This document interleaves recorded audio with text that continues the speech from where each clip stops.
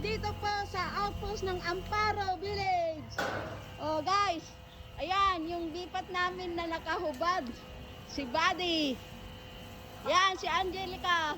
Oh, yan po. Oh, yan. Yan din si Ate Tess, oh. Oh, yan, nakikita ka naman, no? Na nakahubad. Yan, kasama ko si Ate Tess, yung inaano namin ng kahoy. Kaso po, nag-vlog po ako. Oh, good morning guys. So, tignan nyo naman ng paligid ng outpost. Pinapaganda po namin yan. Yan. Si Buddy po ang gagawa ng pagtataniman ng mushroom. Siya po ang gagawa po siya.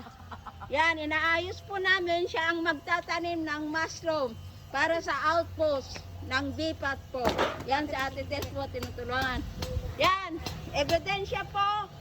Oo, yan. Si Buddy po daw gagawa ng pagtataniman ng mushroom, guys. Yan po, oh, yan. Yan ang pwesto. Pagtaniman ng mushroom. Oh. Yan, ang sipag si Angelica. Yan.